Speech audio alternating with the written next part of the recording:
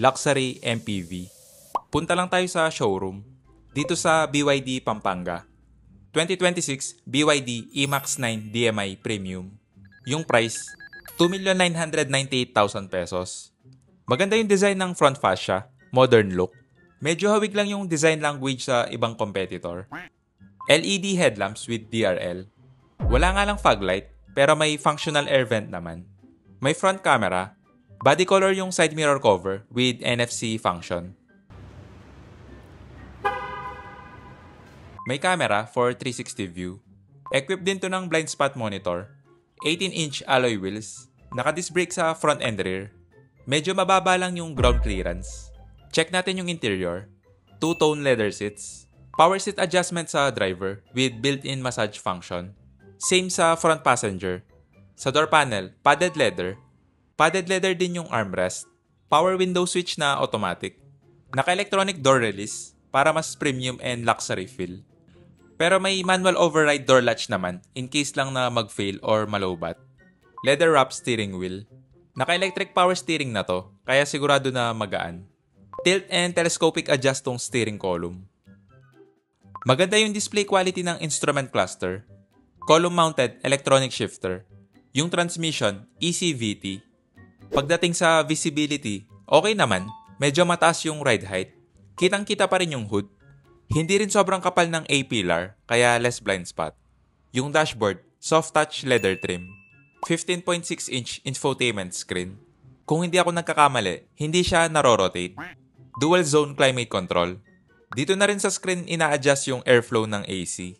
Hindi ko lang sure kung mas okay ba to or mas mahirap, lalo na kung i-adjust while driving. May wireless charging pad, 2 USB port at 12-volt socket. Push start ignition. Walang volume knob, pero may volume scroll wheel naman. Padded leather yung center armrest. Medyo maliit lang yung storage space. May vanity mirror with light yung sun visor. Same sa front passenger. Equipped din to ng sunroof. Iset ko lang yung driver seat sa driving position ko. Check natin yung second row. For reference lang, 5'7" yung height ko. Two-tone leather seats with built-in massage function. Sa door panel, soft touch leather trim. Padded leather yung armrest. May separate climate control dito sa second row para dito sa overhead AC vent. Power window switch na automatic. May grab handle sa B-pillar. Nakaset na to sa driving position ko, yung legroom. Malaki pa yung space, pero may iluluwag pa yan.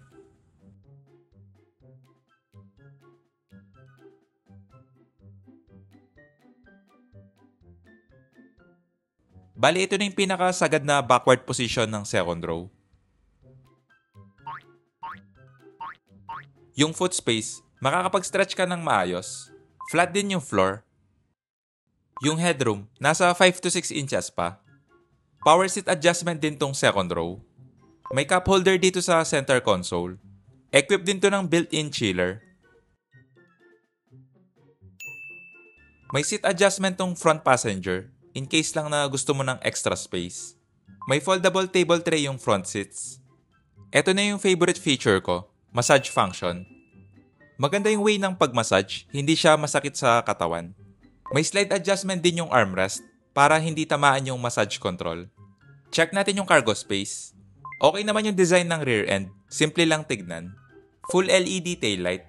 May reverse camera, parking sensor. Malinaw din yung overall camera quality.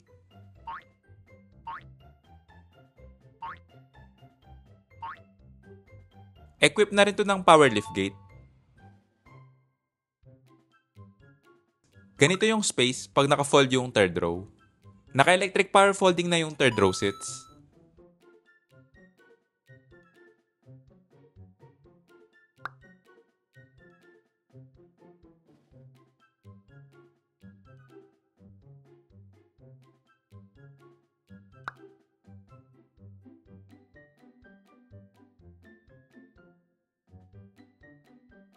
Ganito pa yung space pag naka-fold up yung third row. Check natin yung third row na ganito yung legroom.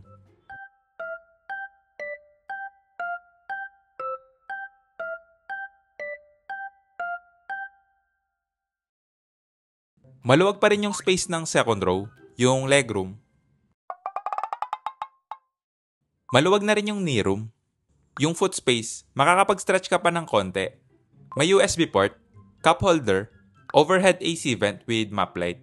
Yung headroom, nasa 5 inches pa to. Okay naman yung sitting position, hindi rin problema yung seat angle, kasi reclining seat naman to. Check natin yung engine bay. 1.5-liter turbocharged gasoline engine with electric motor. Based sa engine specs, parang maganda na rin yung engine performance. Palike na lang and subscribe. Paalam.